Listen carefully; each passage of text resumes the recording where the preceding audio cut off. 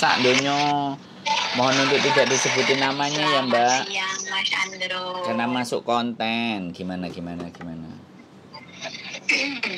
Ya Allah, mulai Mas Andro kok laleng golek internet. Iya, Mbak. Kok suaranya nyendak-nyendak sih, Mas? Mosok? Saiki cek nyendak-nyendak enggak? Enggak, sekarang enggak. Gimana Mbak E? Halo.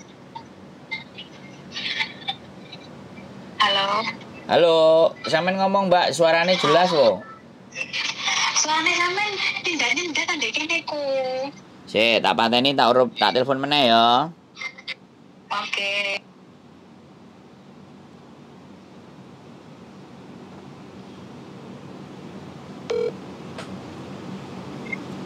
Halo. Piye? Wes, saiki jelas kok.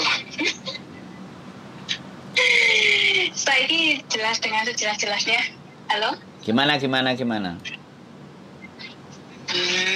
Selamat siang buat Koko, buat mbak-mbaknya yang mendengarkan Mas Andro. Selamat siang juga, wes. Yo. Siap. Piye. Gimana kabarnya, cuacanya panas hari ini? Kok Suasananya tetap sejuk, Mbak. Di hati saya tetap sejuk. sejuk lah, mana Pak sejuk ini panas kok. Sampean. Nanti 2024 itu kapan sih kok? 2000 berapa? 24. Selak kepingin finish ya. Aku sebenarnya melawan kesabaranku itu penuh dengan ekstrim kok di sini kok. Tak sambil ngopi ya kok, tak gawe kopi ala wong Malang kok. Nah, piye iki kate cerita apa iki? Aku mau curhat tentang pengalamanku selama di Hong Kong ku ya.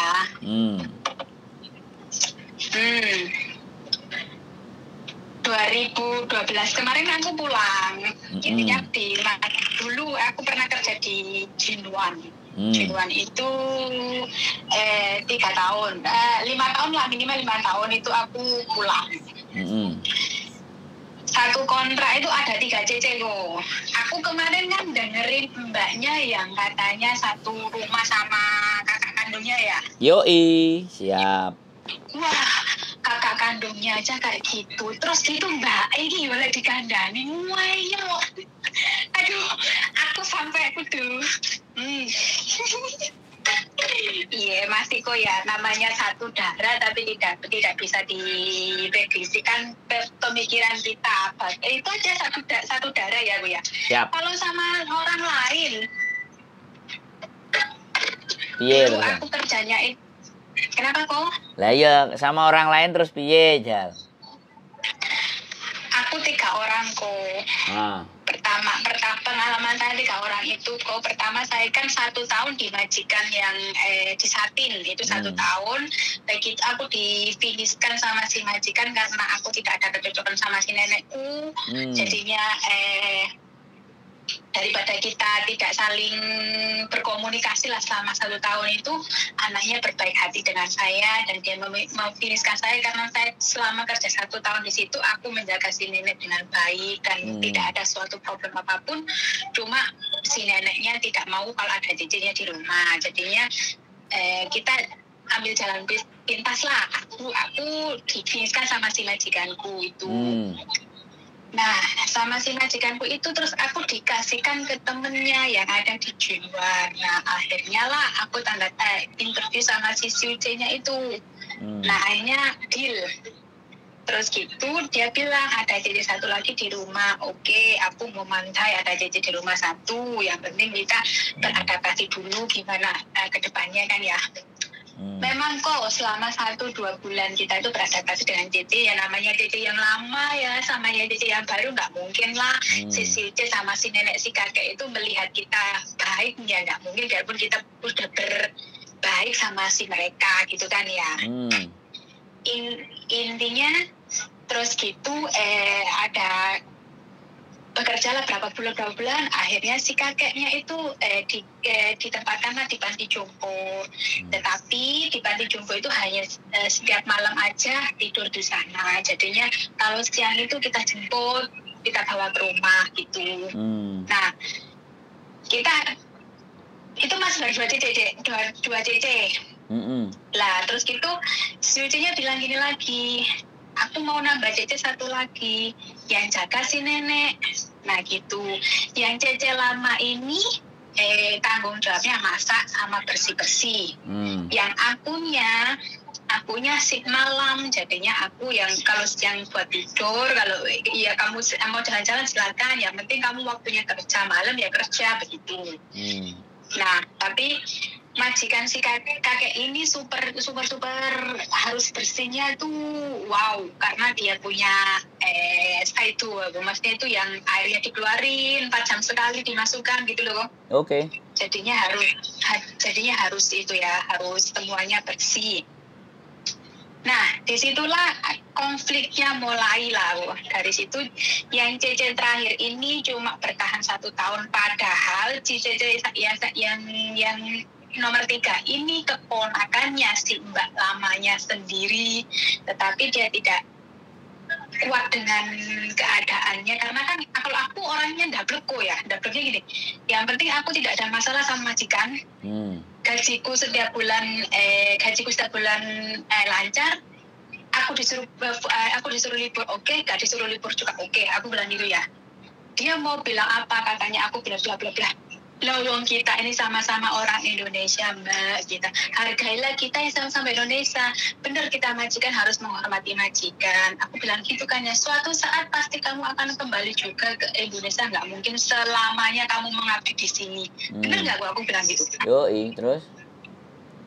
Nah karena si mbaknya itu lebih tua dari saya, ya mungkin kalau aku ngomong begini aku minta maaf, bilang gitu ya. Nah akhirnya lah aku di situ sampai 3 tahun lah, karena kakeknya sudah meninggal. Jadinya si bubunya ini, si cece yang nomor 3 ini udah nggak ada, tinggal bubunya. Terus gitu si bubunya ini juga mau dimasukkan panti jompo. Akhirnya kita lah berundingan lagi kok, meeting lagi. Katanya si udah tidak memerlukan cece karena kakeknya sudah meninggal. Jadinya kita kalau kamu mau kerja lagi, mau mencari majikan lagi, aku bisa bantu kamu. Tapi aku tidak memilih kerja lagi kok, karena aku memilih pulang gitu kok. Nah pulanglah si mbaknya aku nggak tahu ya. Yang penting aku udah memberikan yang terbaik buat majikan di situ, dan juga aku tidak mau intinya aku sama mbaknya itu tidak ada mau ada konflik setelah aku pulang ke Indonesia atau berpisah sama dia. Intinya juga kalau aku ada salah selama di sini, aku juga minta maaf, karena kita sama-sama cece harus saling menghargai lah ya kok ya. Itu namanya kita orang Indonesia lah kok, nggak mungkin kan nggak saling tolong menolong kan ya. Di suatu saat kan nggak mungkin itu kok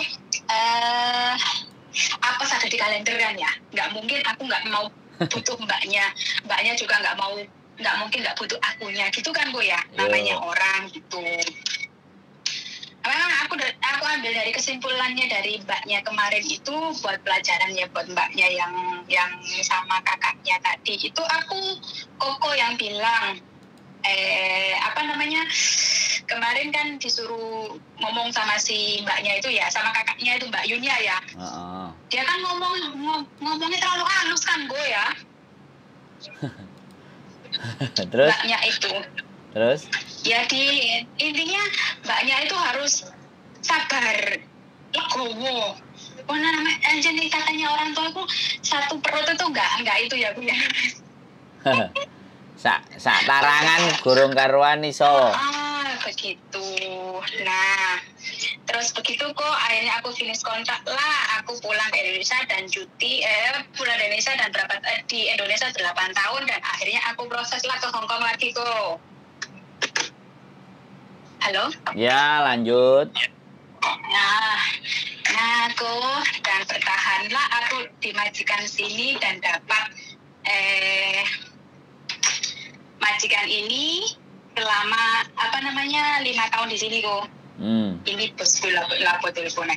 Karena wis wae terus. Wih, majikane telepon ora diurus.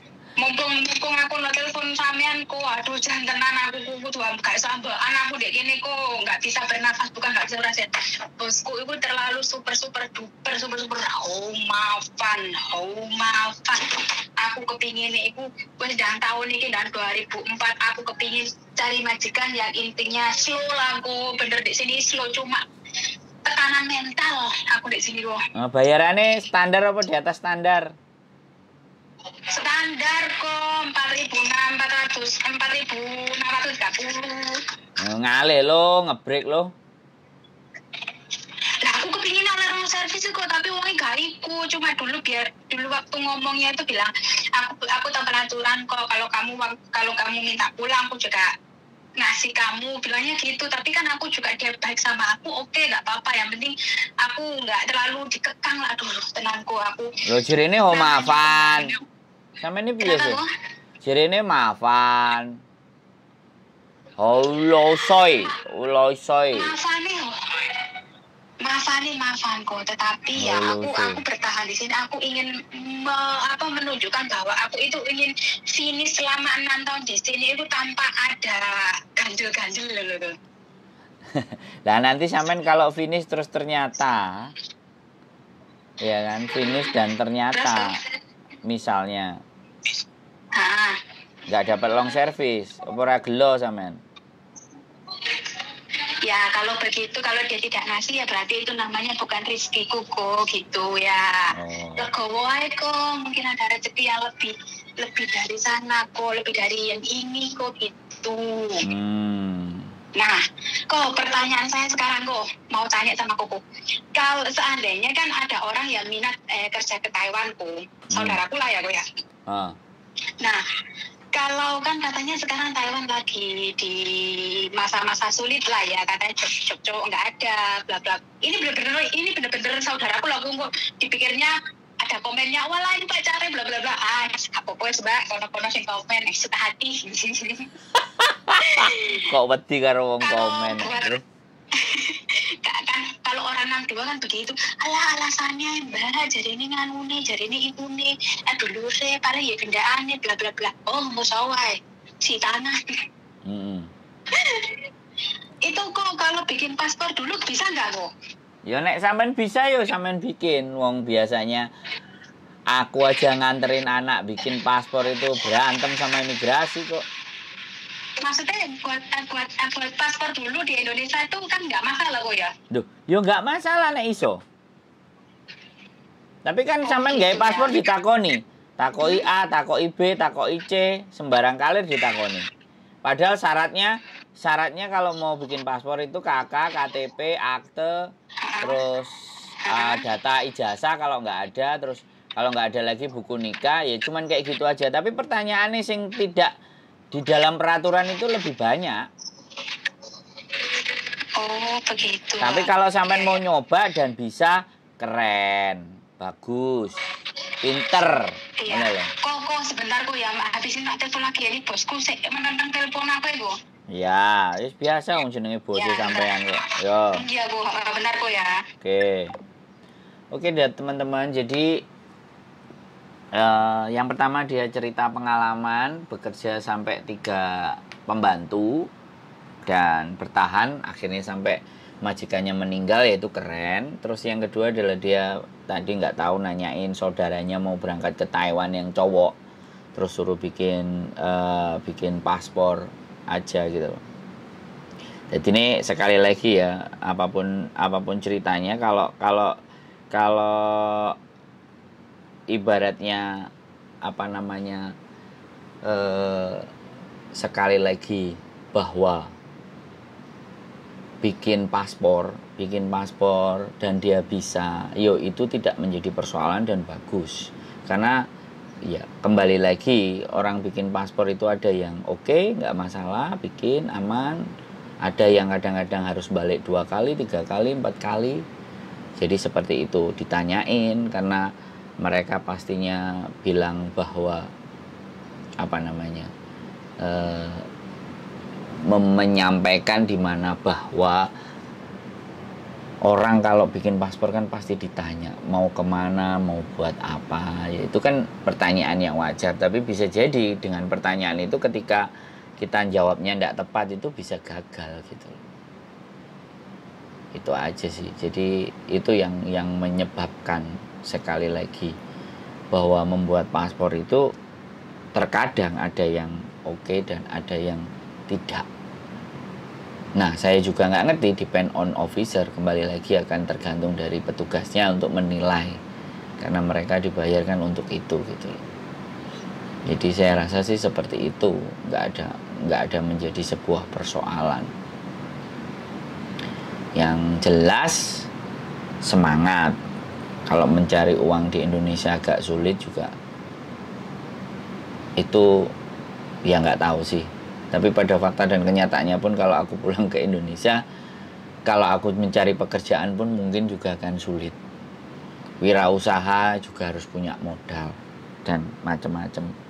Tapi kalau di Hong Kong itu dihargai tenaganya aja, capeknya itu sepadan, karena nilai ekonomi ya aku bilang menghargai kemampuan fisiknya. Ya mungkin buat orang Hong Kong 17, 18 itu angka standar untuk gaji orang bekerja.